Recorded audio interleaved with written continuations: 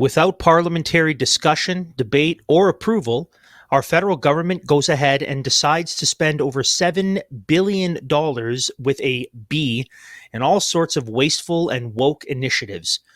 We've officially gone from the budget will balance itself to we don't have a budget. Other economic markers in Canada evidence that our fiscal situation is rather dire indeed. It's a good thing that you do the exact opposite of what our elected officials do and tell you to do, meaning you should be doing okay.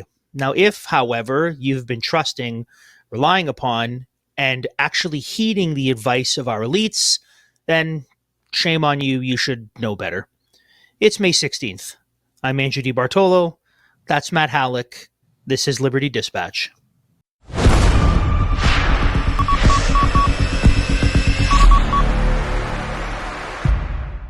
Hey there, friends, and welcome back to Liberty Dispatch, where we bring you conservative Canadian news and analysis from an unapologetically Christian perspective. Make sure that if you like what we do, that you know what to do by going over and subscribing to our channels.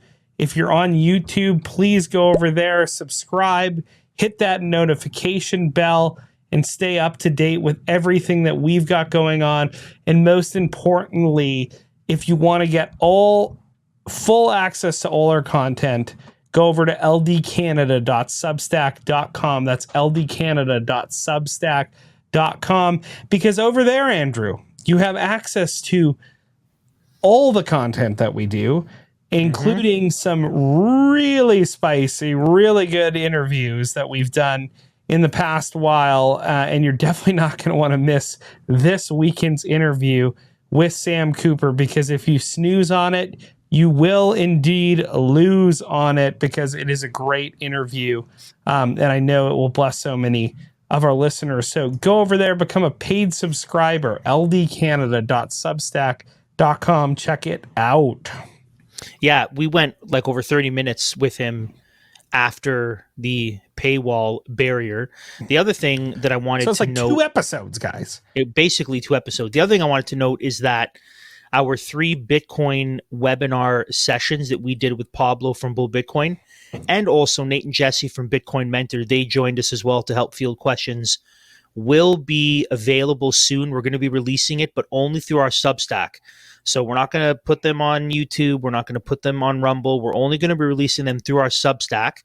So the only way you're going to get notified is if you subscribe. And what we're going to do is we're going to make the Q&A portion available only for our paid subscriber.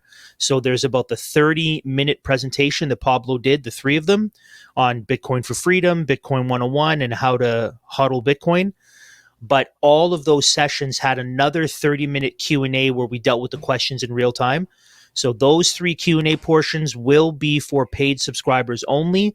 And if you want to get the 3 standard presentations, you have to subscribe over at ldcanada.substack.com to get access to those anyway. So make sure you go and do that. And you might as well become a paid subscriber. For $10 a month, you get full access to the interviews. You get the full access to the Bitcoin webinars. And the other thing we want to tell you about before we get going is, if you don't have a VPN, if you don't have that extra measure of privacy and anonymity, then we have something we want to tell you. Being a member of our audience, you most likely do research, watch videos, and read articles that contain good and true scientific and economic facts. But these would be sources that some people in positions of power would call a fringe minority with unacceptable views. The truth is, protecting your privacy as you engage in the online world should be a high priority for you. I want to help your online security with something that is actually safe and effective, and that is private internet access, the world's most transparent VPN provider. A VPN, or virtual private network, hides your IP address and safeguards your internet connection through an encrypted tunnel. So, say you wanted to donate money to a lawful and peaceful trucker protest in Ottawa, and you didn't want the Liberal government tracking you down and freezing your bank accounts. A VPN would be your friend, just as any Canadian would. Private internet access will also never record or store user data, and their no-logs policy has been proven multiple times in court and by third-party audit. It's very easy to use. Simply open up the app, click to connect, and that's it. PIA VPN is available for all platforms: Windows, Mac OS, Android, Linux, iOS, and many more. You'll also get to protect your entire household with one subscription. Our audience has access to an amazing special offer. If you sign up with private internet access by clicking on the link below and going to piavpn.com/Liberty Dispatch, you will grab a discount of 83%. That's just $2.03 a month. And you'll also get 4 extra months completely free. I don't know if you've seen the price of eggs recently, but $2.03 a month for online peace of mind is incredible. Signing up for private internet access is risk-free. There's a 30-day money-back guarantee, and 24/7 customer support is available, so don't wait any longer. Protect your personal data, get out of Big Brother's sight, go to piavpn.com/Liberty Dispatch to get 83% off private internet access with 4 free months. So get your butts over there and get some VPN action. So we can't recommend it highly enough. It's a good-looking guy in that ad, man. It's a good-looking VPN. So private internet access. Go over there. That is piavpn.com/dispatch. /Liberty Dispatch. Liberty Dispatch. There you go. Dispatch. Liberty. The full thing. So we got to get into it. So today's episode is all about our economy, which is it's in rough shape. It's hurting. Yep.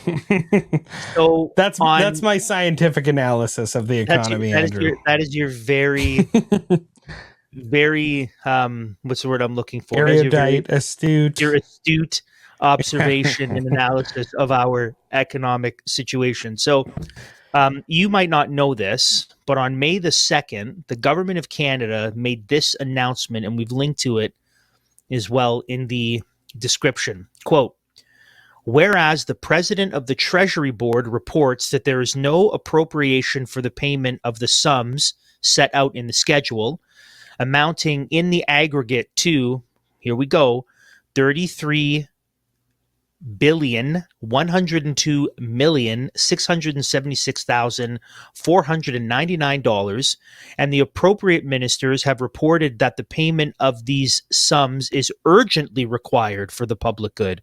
Where have we heard that language? Just needed for the public good. You got to have all that $33 billion. And whereas Parliament is not in session and there is no other appropriation under which the payment of these sums may be made, so you shouldn't.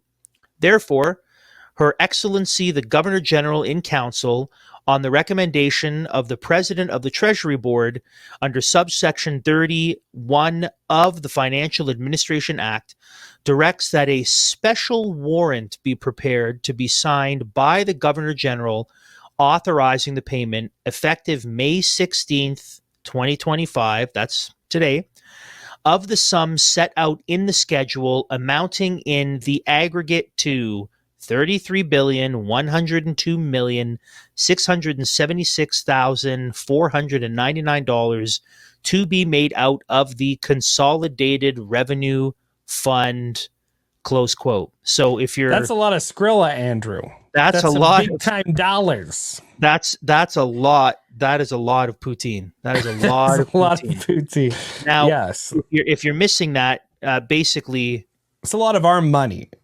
And so it was, whereas we got all this money, and whereas Parliament's not in session, so we can't go about this the regular way. Mm-hmm. Therefore, we need a super de-duper special order to get us all that money. That's basically what you just heard. So in the link, it'll take you to a description. It's a long list of everyone who's getting money. And I mean, there's some people that I don't really care so much about. Sorry, let me phrase that. I care about all of it because it's a waste of money, but there's some that that upset me less. So we want to throw a picture.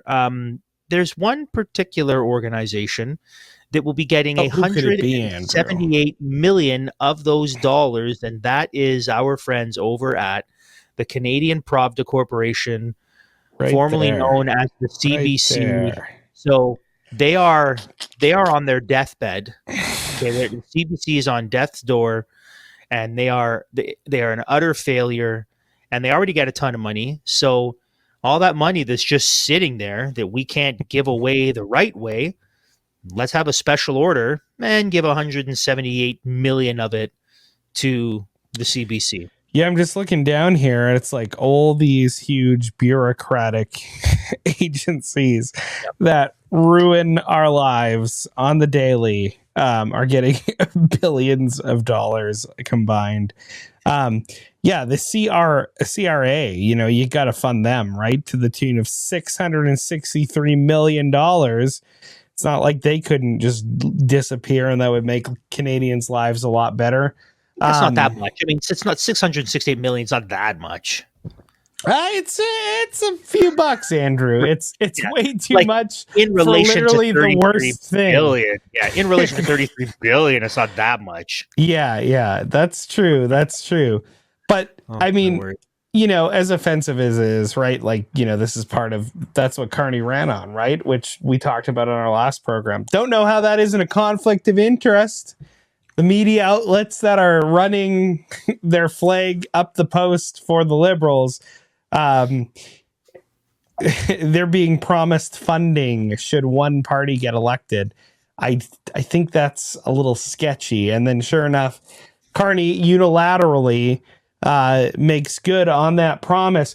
Interestingly enough, Andrew, it's weird that, they had to have this emergency, because I look at these dates here, and Justin Trudeau stepped down in January 6, 2025. That's like at the start of this year. Mark Carney took over 3 months later, March 9, 2025. And here we are at May 15. 16, May 16. Yeah, May 16. Sorry, May 16. We're recording a day in the future. Woo. May 16, 2025. And Parliament's still not in session. No, that's they're not. Crazy. So Andrew, we are getting very close to a year without Parliament being in session in Canada.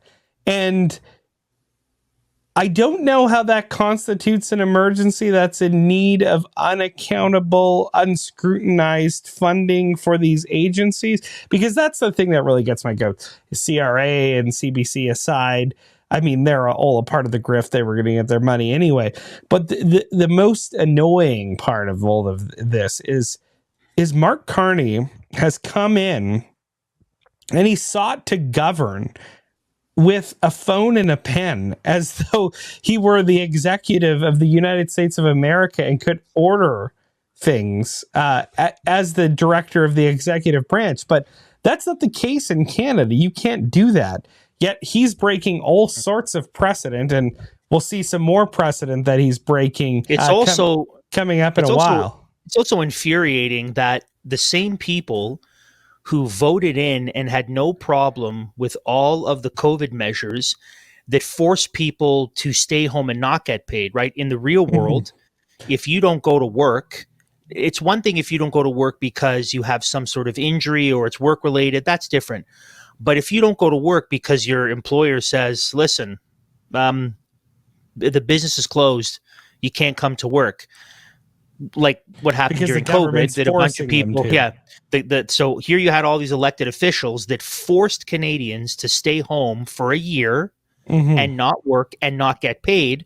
So the same people that forced Canadians to stay home and not work for a year and not get paid themselves, not only are they not working and not only are they getting paid, but they all gave themselves a raise on April 1st. Indeed, even though they haven't been working for 5 months. Talk about a sweet deal. No wonder 91 people ran in Poilievre's riding. No wonder everyone was trying to win. That's a sweet deal. Yeah, no kidding, man. It's a grift, and all our political officials are grifters. And the funny part is, all this coincides with tax season, and the government's expecting us to do our job, right? They're expecting us as citizens to fork over a large sum of our cash to them each and every year to do our returns, to pay for those accountants or whatever software we're using, to file those returns on time so that they can then go and spend our money recklessly.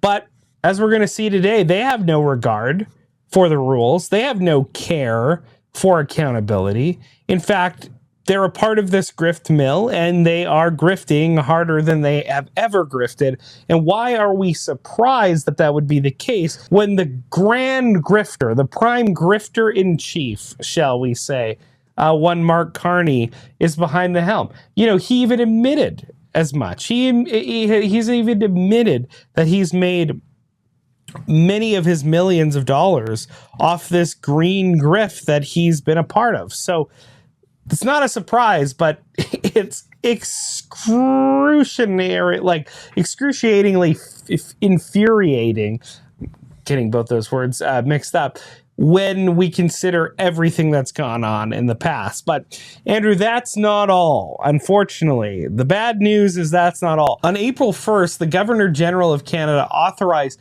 $40,343,209,650 in federal spending. So that's over $40 billion quietly signed off without a single parliamentary vote, public debate, or media scrutiny and spotlight.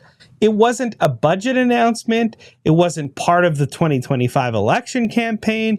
The authorization was issued under the rarely discussed special warrant provision and buried in a government spreadsheet on the Treasury Board website. How about that for accountability, Andrew, right? They're talking about transparency, accountability, a mandate from the people. Look at this, Andrew. That's not what we have at all. Under Canadian law, the Governor General can approve special warrants for spending only when Parliament is not sitting. This mechanism was originally designed to keep government functioning between sessions, not to authorize tens of $billions without oversight, especially considering that at least since March, Carney could have called the government back. They could have got some stuff done before going to election if it was that important, right, Andrew? Nevertheless, and now the election's done. What's going on? Where's everyone? No, I know. They're just, people. We still got to finish our vacations. Honestly, they have to steal 2 more seats to get a majority through the recounts. Well, yeah, and that's the thing. I don't even think they don't gather this week. They won't gather, and then I think they have another week off. So we're literally talking the end of May. So we've been prorogued for. Yeah, we're starting on our 6th month almost. That is totally absurd. And shall I add that it's the same Governor General who allowed the prorogation of Parliament under the most sketchy circumstances. That seems rather suspicious. It does. But isn't that she's oh no, we got to urgently fund the government. We have an emergency here. Nevertheless, I allowed Justin Trudeau to, out of precedent, prorogue Parliament in the first place so they could hold a leadership coronation for Mark Carney. That's essentially what was allowed to do.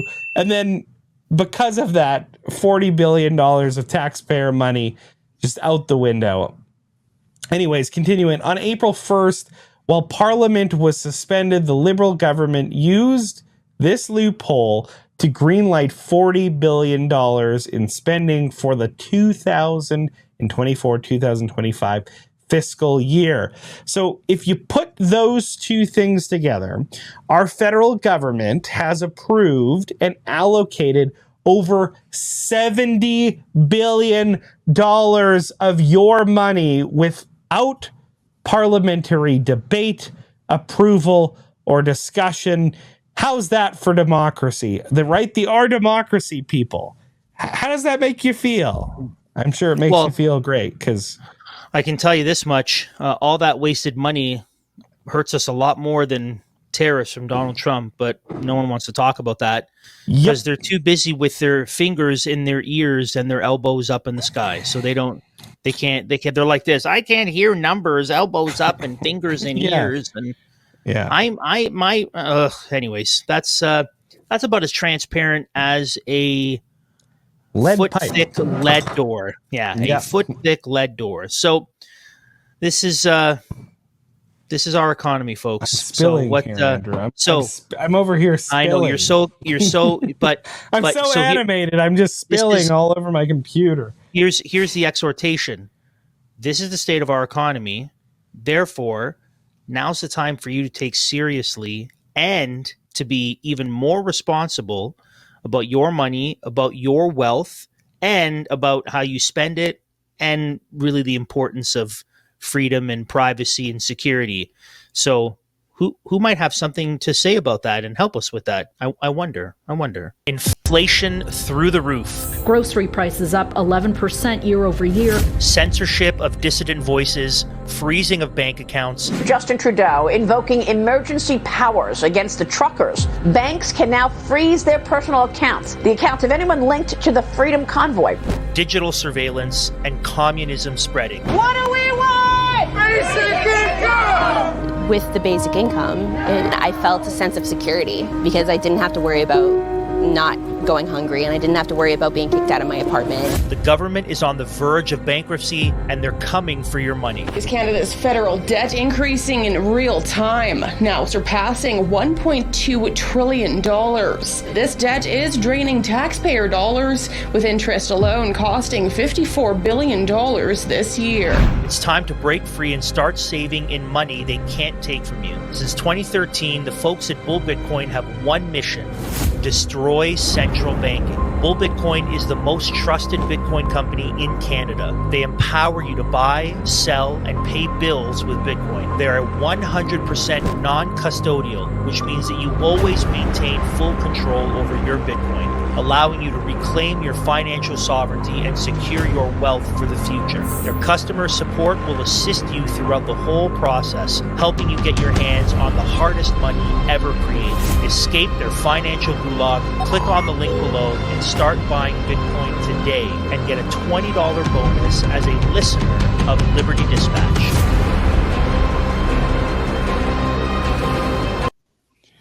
Yeah. Hey, I just Oh, that reminds me, I still haven't done the video. I still have Batman music. I still haven't done the video. Andrew, I don't know if I just noticed this in the clip of the universal basic income.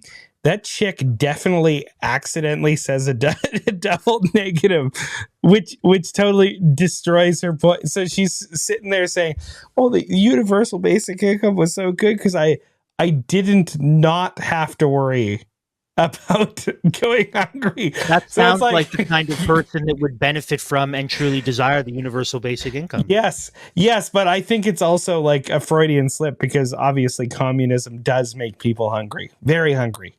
It makes them very, very hungry. So anyways, I thought that was funny. I know it seems like a lifetime ago. Okay, 11 years is a long time. 11 years ago, it is. 11 years ago, I was 30. We only had 2 children. 11 years ago is a long time. Mm-hmm. A little bit's happened in that time, Andrew. But it has been 11 years since we heard these famous, nauseating words. Oh no, Andrew, you're going to make me do this. I'm going to make you do it. Okay, well, hold on to your hats. This economic climate, how committed to a balanced budget would you be right now? Would it worry you to go into deficit in this current climate to, as you say, put more people to work? The commitment needs to be a commitment to grow the economy, and the budget will balance itself. This way, they're artificially that's exactly what happened. Balanced budget in an election year. That's exactly what happened. No. What do you mean by balance is teetering on the brink of destruction. That's balancing like on the razor's edge. That's how it's balanced. Nostradamus here.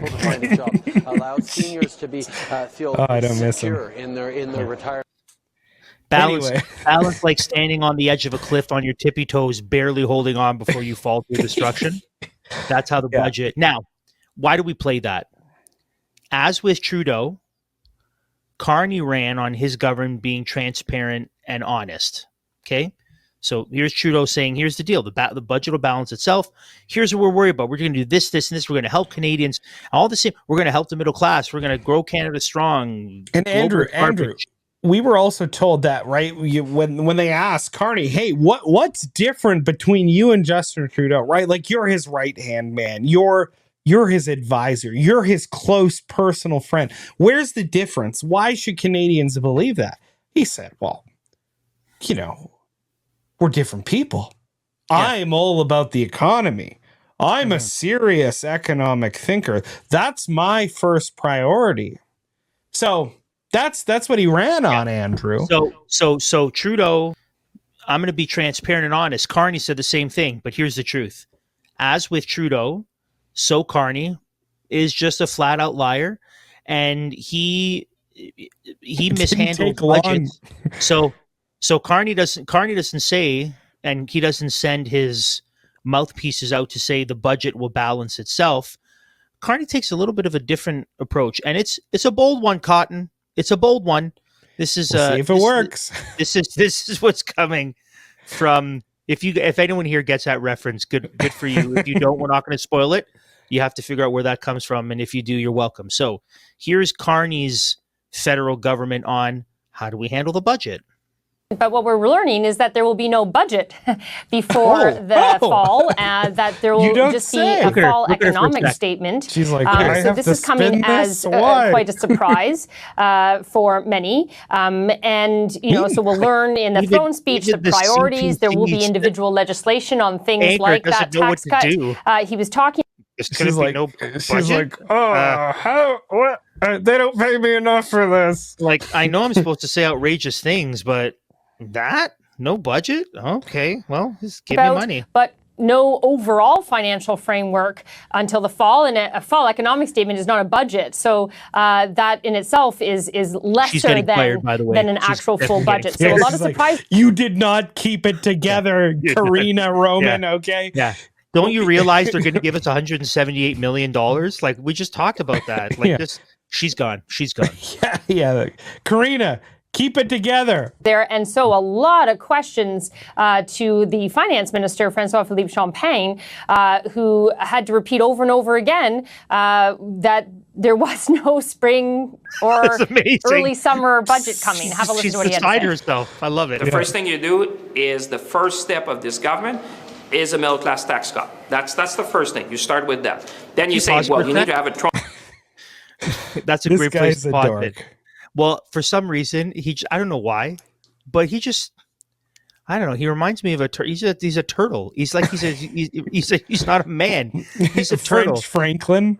I don't know what it is. It's something about his voice.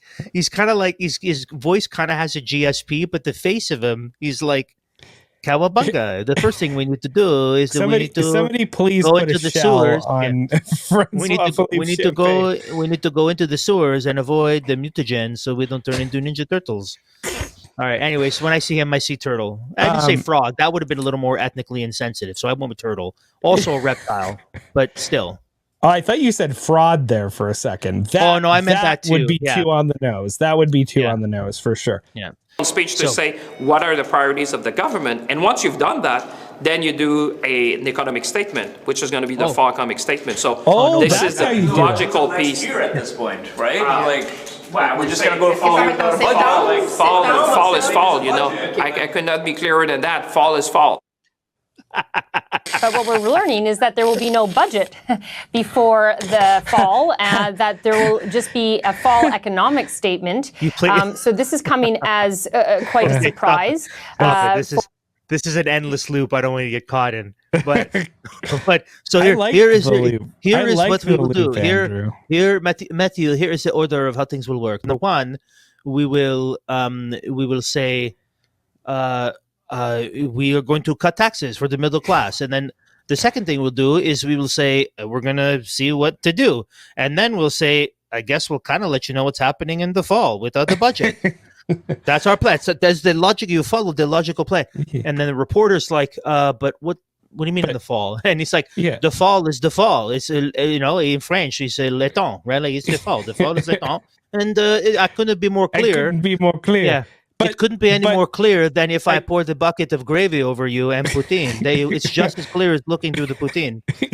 What a turtle. What an absolute Jean-Francois. How do you say turtle again in French? How do you say turtle? You know more French than I'm a Western Canadian, okay? We don't even recognize that French turtle? is the second I'm going to look this up right now. I don't think. I know how to say turtle in Italian, and turtle in Italian is actually really awesome. Turtle in Italian is tartaruga. That is tartaruga. It's not Russian. What? Come on. I can't do languages, man. I'm so bad at them. I can't hear the subtle differences. I can't because I can't remember from school. So in Italian, turtle is tartaruga, which is awesome. In French, it's torte. Le torte. Yeah, torte. Yeah, of course. Yeah, he's a torte. That's right. That man is he's an autumn tort. That's it. He's an autumn tort. There it is. I'm so glad we're having fun. It's such a sad. Our economy is in such shambles. It's so sad and depressing. I'm glad we're having fun. Yeah, really they can't take our joy. Our joy's in the Lord. Our dollar is collapsing. Our economy is going to crumble. We're going to bring on some sort of unicorn global standard. China's going to save us. I'm having a good laugh about it. This is great. Yeah. Well, you got to have a laugh because it's like, man, look at the character who drew the short stick. Like that term they sent out. It's like he's a cartoon character. He's not even a real person. Like, what are they doing? Definitely drew the short stick of being finance minister. I also want to point out. That if we rewind the tape, like what led to Justin Trudeau resigning, right? Well, it was supposedly the fall. Was it the fall economic statement or the budget or I think it was the budget in the fall of 2024. And it was so irresponsible, the spending. It was so ludicrous, the spending, that Freeland had a big falling out with Trudeau over it, and she's like, I'm not going out there as the finance minister. The numbers were what Trudeau was proposing was that we weren't going to actually see a balanced budget until 2028. Yes, that was the proposal. Yes, but so it's important to rewind there because that's kind of what led to the long knives coming out. The Liberals turning on Trudeau led to his resignation January 6, 2024, led to the installation of Mark Carney.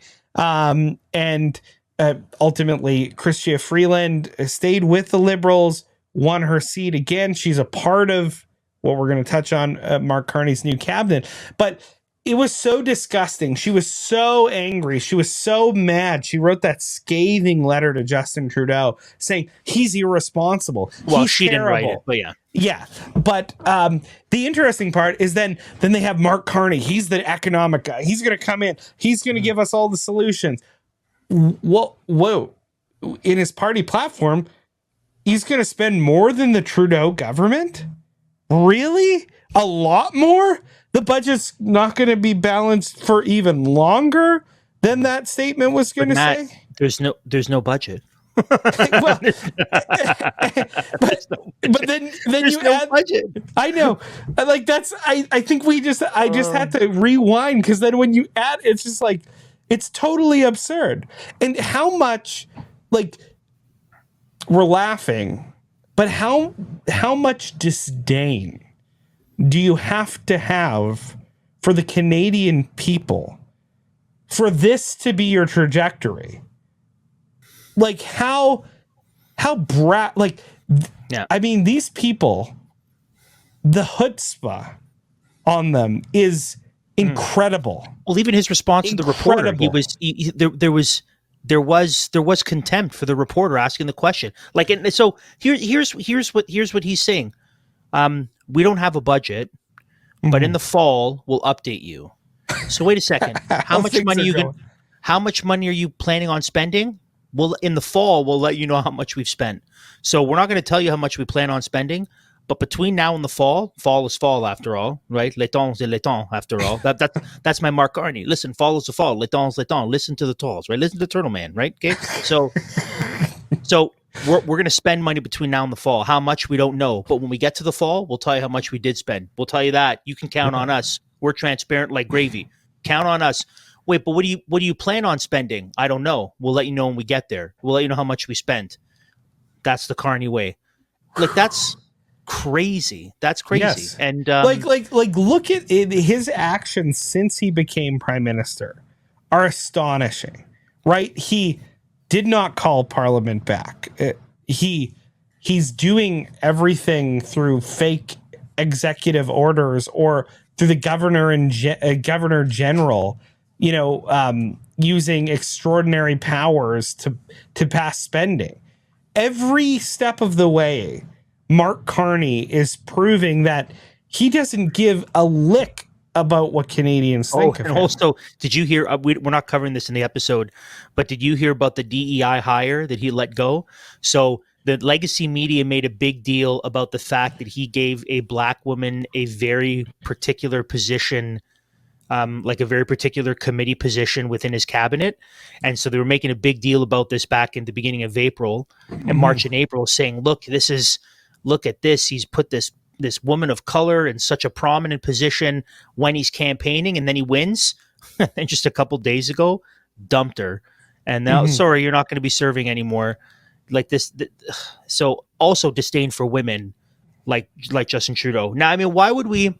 And so we laugh while we cry on the inside, but you can't expect anything different when Carney's cabinet is so similar to Trudeau. All he did was he shifted the pieces around, right? Yeah. If anyone, when I was in elementary school, the way that we would do volleyball is you would have 6 people on the court, and then whenever you would lose a point, your 6 people would rotate. Someone would come off and someone else would come on, and you would rotate so that every time a point was lost, you would have people subbing in and subbing out. That's all Mark Carney has done with his cabinet. He's just rotated it around and he shifted the pieces. So, for example, Chrystia Freeland, right, who's an economic disaster for Canada, she is now the Minister of Transport and Internal Trade.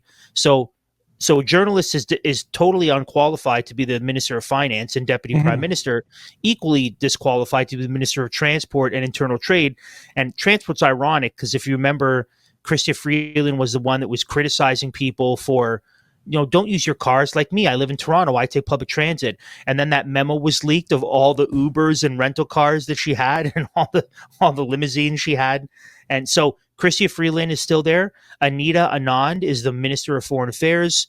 The Talt, right? Le Talt de l'État, we saw Mr. Francois Philippe Champagne, the Frenchie, the turtle. He's the Minister of Finance and National Revenue. Sean Fraser, Minister of Justice and the Attorney General of Canada. Andrew, I thought that guy quit to spend time with his family. No. That was only when Trudeau was losing and he didn't want to be humiliated. So he's the Minister of Justice and the Attorney General of Canada and the minister responsible for the Atlantic Canada Opportunities Agency. Stephen Guilbeault, he's a Minister of Canadian Identity and Culture. That's laughable. He's also the Minister. Nothing screams Stephen Guilbeault more than a Canadian identity and culture. He's also the minister. He's the minister responsible for official languages. Patty Hajdu is the Minister of Jobs and Families and the minister responsible for the Federal Economic Development Agency of Northern Ontario. Melanie Joly is now the Minister of Industry. Minister of Industry and the minister responsible for Canada Economic Development for Quebec regions. Well, you can't really make it any worse, so maybe that's why they give her. Dominic LeBlanc, an awful man. That guy's a demon. Right? He was the one, hey, if you have gotten your 2 COVID shots and now you have the 3 boosters, good for you. You have taken in the poison. But you need to go get another one in 2 months directly into the eyeball, so the poison goes into the brain, so you die. That was the press conference he did. He's the president of the King's Privy Council for Canada. And listen to this. This is amazing. This episode has gone off. The same guy who told people, do your responsibility, get the shots, or you'll be cut off from Canadian life. He's the minister responsible for Canada-US trade, intergovernmental affairs, and one Canadian economy. And Joel Lightbound is the Minister of Government Transformation, Public Works, and Procurement. So all these people, they all held positions in Trudeau's cabinet, but just different ones. Mm-hmm. So Carney just shifted the pieces around. It's the same team. He's just shift the deck chairs on the Titanic. He's added some new people. He's added some new people, but the people, actually the one person, Evan Solomon, does that name sound familiar? Yeah. So Evan Solomon was the former CBC reporter embroiled in all this scandal, a scandal he was selling art to Mark Carney. So Evan Solomon is a part of Carney's cabinet as well. He has a position in the cabinet. Gerald Butts is one of his greatest friends. They all work at the Eurasia Group with Mark Carney's wife, Diane Carney. Whoa, it's this grift. It continues. That's crazy. Let me look it up here. Sean Fraser's position, I want to get this right. Yeah, sorry, not Evan Solomon. His position is, let me see down here. Illegal art deals. No, listen to this. This is amazing, okay? This is amazing. Government integrity. Okay. Come on, please. No, listen. Please. The Minister of Artificial Intelligence and Digital Innovation, and he's the minister responsible for the Federal Economic Development Agency for Southern Ontario. Love it. So if you're a crook, you get a cabinet seat in Mark Carney's cabinet. So I just think it's crazy, man. I'm actually going to link in the description below. I want everybody to see it. So after the episode, after you're watching us, go watch Vassie. She actually had an exclusive sit down with Mark Carney. I actually think she did a really good job. And she asked him, Mark, come on. You keep saying that you're different than Justin Trudeau, but it turns out that half your cabinet are the exact same people that I've interviewed over the last decade about this failing Liberal government. And all you did is switch them around. And Mark Carney stumbles over that answer. No. But we have, they're in different roles within the cabinet. And, did he say something? Did he do his, but things are different. It's la différence, right? It's a different thing. It's no, I don't know. I don't know if he half and half Frenchism popped into French. No. But, he was so condescending though. Like that's why people have to watch it, because the same sort of condescending snark that he showed to Rosemary Barton and a bunch of other female journalists. Mark Smarmy over there. That was absent when he met with Donald Trump, right? That was absent. The combative nature, the elbows up, he went totally elbows down, nose in the butt. That's what he did to strong men. But when it comes to ladies, he's happy to smack them around. It's just so crazy to me. But in that interview, she's like, come on, this is transparently the same regime. And he's like, no. Half our cabinet is new blood. It's new people.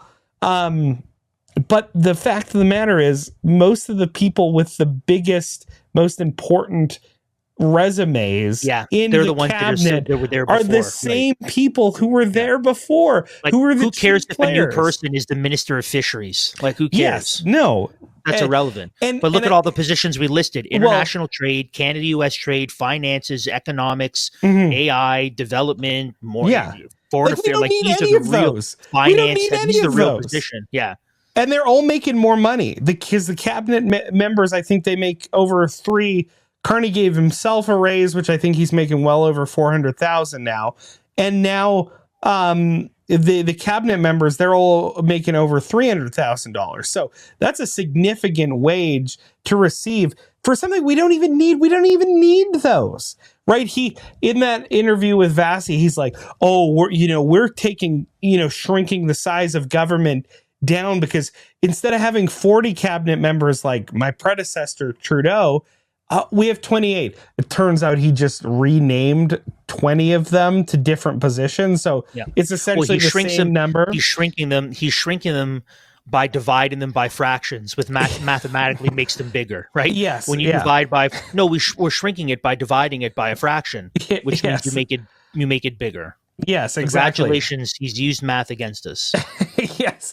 No, exactly. But that's I mean, it's so disgusting. It's so transparent, people. These are the same. This is this exact same team doing the exact same stuff. I think even more brazen now, because right there, they're saying, Carney's out there, I've been given an extremely strong mandate for change. And for that reason, I'm going to elect a cabinet of 14 people who are the exact same losers and morons who put us into this position. And then, I mean, already into it, we're seeing them return to the same old form and fashion with the tort and with Stephen Guilbeault and his, he gas prices. Remember when gas prices went down the 2 weeks leading up to the election, and all of the schmucks in Canada who fell for it and then voted for the Liberals the week after the election was done, back up to normal.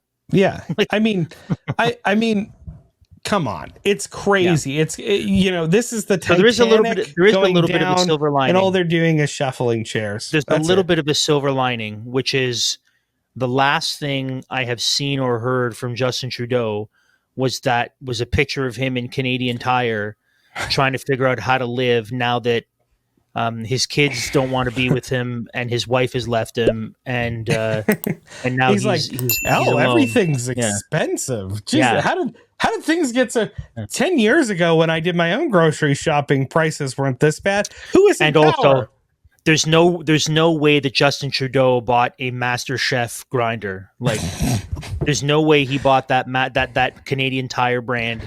I was going to say something super inappropriate about Justin Trudeau and Grindr, but I'm not going to go there. I'll let you guys fill in the gaps. So markets have been turbulent this year. I think that's an understatement, but uncertainty doesn't have to mean instability.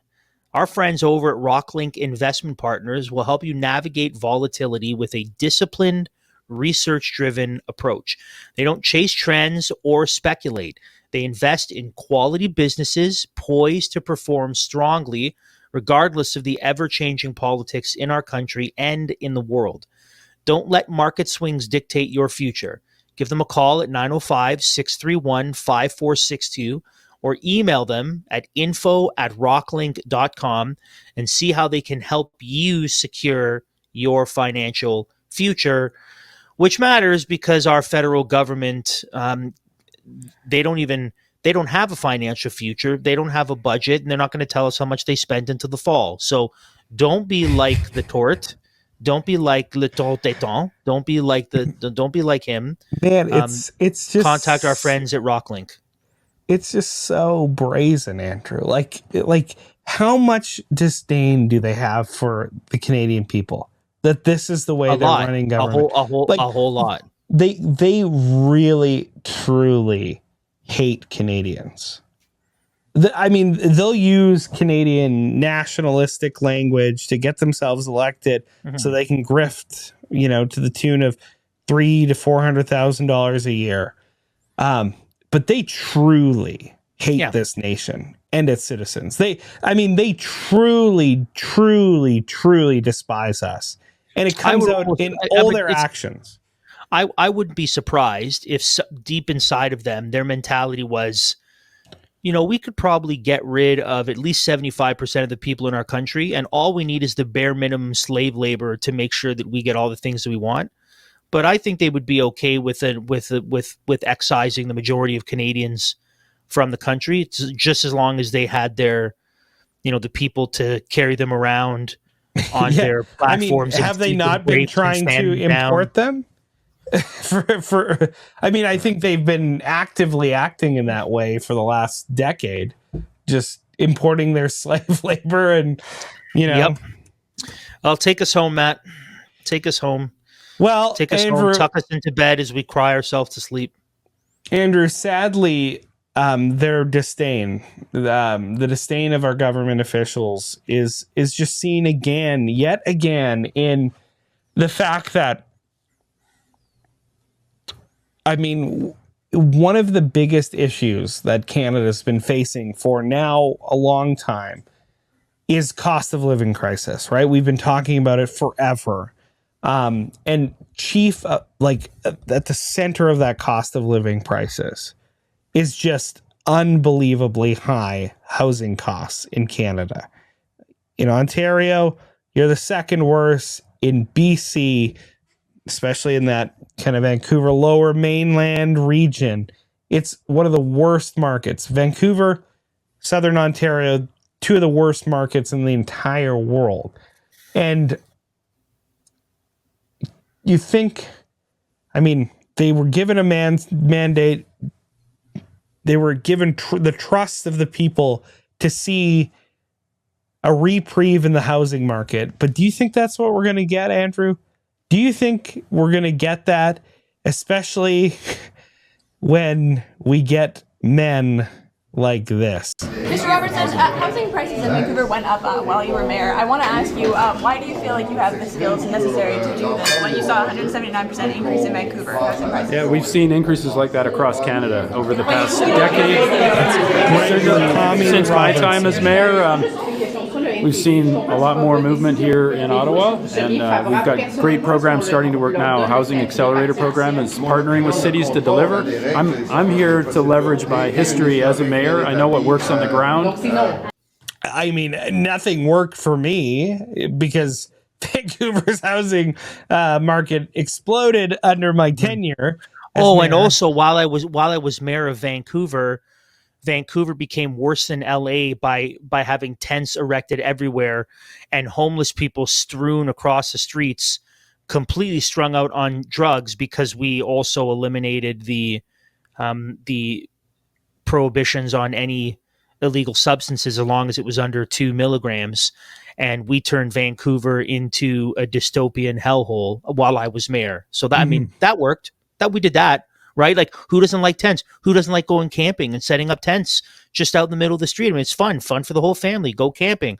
Oh, look, there's a hobo. He's naked. There's a crack pipe in his mouth, a needle in his arm. Yay, kids. Look, who doesn't love that? I did that for you, Vancouver. Andrew, I did that for you, is what he's saying. That was Andrew, me. Surely, he's a sticker. I did that. Yeah. Surely, if one were to take in account the average cost of one of those tents and put that in the housing costs average in BC, you would have seen a better number. So maybe that's what you guys don't have the real numbers. If you take in consideration all the homeless people without a house, and all the tents that have been erected all over Vancouver, you average that out. If you average that out, housing prices are virtually nothing in like Vancouver. This house that was worth $1 million, and that tent that's $100. If you average them out, this like house is only worth $500,000. I mean, that's not so bad. Come on, and free crack pipes and bongs. Come on, yeah. Yeah, of course. Yeah. So this disgraced mayor of. I mean, and this is the disdain and the hatred of Canadians, because it's just like there is no. Think about his answer logically too. So she asked him the question: while you were mayor of Vancouver, you did a terrible job, and his response was, "Well, it was terrible everywhere." Yeah, but it didn't have to be. Like think about that as an answer. Hey, all, just wanted to let you know at this point in the episode, unfortunately, we had a little bit of some technical difficulties. In fact, the program that we used to record totally just shut down. It just totally froze up on us, and we had some issues recording the back half of the program. So I just wanted to come on really briefly, wrap up the show for you, and land the plane and give some kind of closing thoughts. So we just heard from avowed socialist, ex-mayor of Vancouver, Gregor Robertson, on his portfolio, his new portfolio that he was given by Mark Carney, the supposed savior of Canada, economic genius of the world. And he put this communist in the position of housing manager. What is the actual title? I can't think of right now. But regardless, you have a disgraced mayor who wrecked one of Canada's most beautiful big cities in Vancouver. And it turns out that he gets rewarded by failing upwards, as is so often the case with Liberals. And he gets given, which is just a thumb in the nose to Canadians, the job as the cabinet minister of housing in Canada. So it shows a level of disdain, and it's almost sickening to imagine, but it does show a level of disdain for the Canadian peoples that is it's hard to fathom. Truly, it is truly hard to fathom. And finally, we have a story coming from CTV News, and this is really rounding out what is the state of the Canadian economy at the moment. And the news story reads as follows. Honda has postponed a $15 billion electric vehicle project in Ontario, citing market demand, and is shifting some production of its popular CR-V model intended for the U.S. market to its Ohio plant because it turns out Donald Trump's tariffs are kind of working a little bit, I suppose. So because of the tariffs, the halted investment marks by far the biggest project delay yet in Canada as the outlook for EV growth softens. If you remember, towards the end of Justin Trudeau's reign of terror, what was a big thing that he was going on about? He was going to change the Canadian economy by creating wonderful, magical unicorn jobs through EV plants and green energy. And it turns out, not so much. In a quarterly earnings press conference on Tuesday in Japan, Chief Executive Toshihiro Mibe said the company will look at where the electric vehicle market is in 2 years before deciding whether to keep going with the project. Whoa, is that ever a big delay? Quote, what happens after 2 years and the starting time of the project? We have to observe what is happening and ultimately make the decision, he said, based on translated remarks. While he cited EV demand for the delay, he said the company's move to shift CR-V production to the U.S. is a more immediate result of the tariffs. Quote, there is room to increase the production capacity in the United States, and we are trying to look into what will happen as a result of that, said Mibe. So there you have it. Elbows up, Canada. Mark Carney, the economic genius, he's going to take on the United States of America through creating and forging better economic partnerships. But it turns out that the world is not orienting itself towards a failing Canadian economy, but is orienting itself to the gigantic country to our south, the massive market that is at least 10 times the size of ours in the United States of America. So Canada's economy, as Andrew said in the episode, is on the knife's edge. The purchasing power of our dollar is horrible. It's horrible. It's terrible. It's no good. It's very bad. And we are seeing some serious ramifications for the myriad of horrible economic decisions made by this Trudeau Carney liberal regime that is now on its fourth term. And this is what you voted for, people. Just to recap, and this, I mean, it shows a level, I keep coming back to this word, but this is what I can think of. Disdain for the Canadian people. We have Mark Carney, Mark's commie, Marximum carnage, whatever you want to call him. He's the economic savior of Canada. He's coming, and finally the adults are in the room. That's all we needed. We just needed to change who was at the top of this liberal regime, have a more serious figure like a Mark Carney, Oxford, Harvard educated. Boy, oh boy, he's great. And the first things he does are pass fake executive orders, fail to call Parliament back to actually pass spending of taxpayer money through proper parliamentary procedure. Instead, the Governor General approves $70 billion worth of spending without any parliamentary scrutiny. And on top of that, if that were not bad enough, Mark Carney, the disgraceful new prime chameleon of Canada, and his regime, right? These are the economic geniuses. They're brilliant, but they're not going to pass a budget. They'll let us know how much money of ours they spent in the fall, but they're not going to pass a budget for this year. And if we think about the fact also that in all of this, MPs are getting raises, cabinet members, prime ministers getting raises. Parliament's been prorogued since January. And if we take in consideration the winter break for Christmas and everything, I mean, we're well past half a year where Parliament has not been in session. Is Canada a democracy? Is Canada a constitutional monarchy? We're not functioning that way. And that's the sad part, a sad reality of where we are as a nation. And my counsel to you is get righteously angry. Be angry and do not sin, but be angry about this. Because this is naked corruption. It's grifting. It's a level of just inappropriate disdain for the Canadian people. And I just want to put on your hearts and minds that we need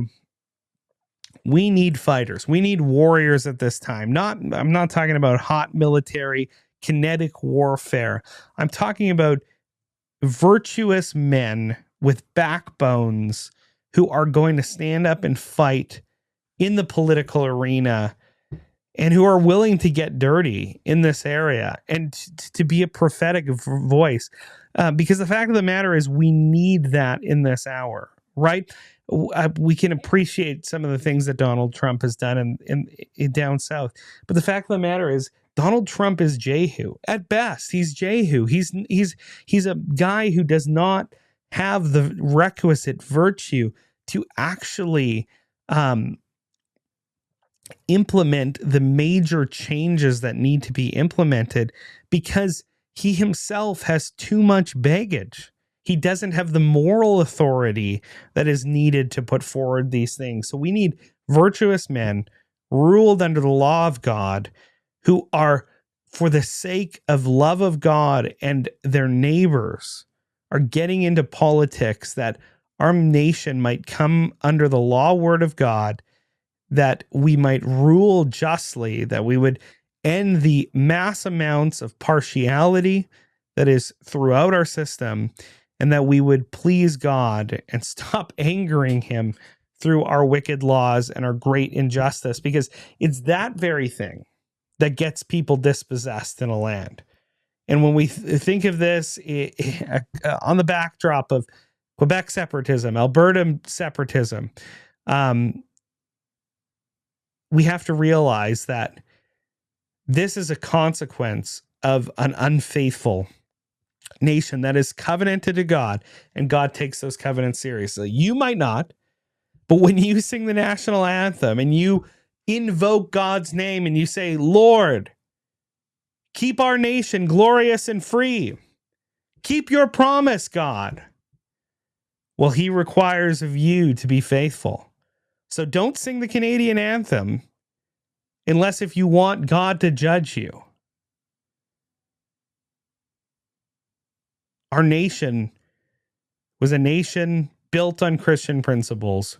We have to get back there if we want to see a return to greatness. Hey, do yourself a favor. Go over, get your hats. Make Canada Great Again hat. You can get the mega Make Canada Great Again hat or the OG Make Canada Great Again hat right here. you can, it's only $30 now. And guess what? If you type in Liberty Dispatch, I'll give you a discount as well of 10% when you're over there. Go over there, check it out, get yourself some hats. I think this can be the sign, not of a politician, no, but of a movement of genuine Canadians who are patriots, who truly love our nation, who truly love the principles of Canada, and who want to see it return to greatness. It doesn't have to be Pierre Poilievre. Yeah, sure, whatever. He's not a mega guy. That's fine. We don't need him. Max Bernier, who cares? He's hardly in Canada. This could be a protest symbol for all Canadians who love their nation. And plus, it helps support the show. So, mega, MEHGA.ca, mega.ca. Get your hats today. Now, only $30. Get over there. And if you haven't yet become a paid subscriber over at ldcanada.substack.com, please go over there. Check it out. If you want unlimited access to all our content, including tomorrow's episode, full episode, basically 2 episodes in one if you have paid subscriber with Samuel Cooper, you are not going to want to miss that one. This is going to make so much sense of Canada, China, U.S. relations, the tariffs, the trade war, what just happened in the election. The truth will set you free, and it will help you live according to the story you're in. So get over ldcanada.substack.com. Please consider supporting us for, $10 a month, $100 a year. It goes a long way. It does help us pay the bills. We would really appreciate it. And if you're getting us on YouTube, go over to YouTube, subscribe over there. We would really, really appreciate it. If you like what we do, you know what to do. And until next time, Galatians 5:1. God bless y'all.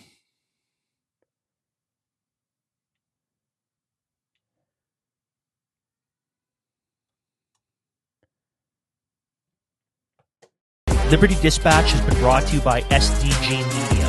If you want to stay in touch with us and all things Liberty Dispatch, join our email list, or support the show, head over to ldcanada.substack.com.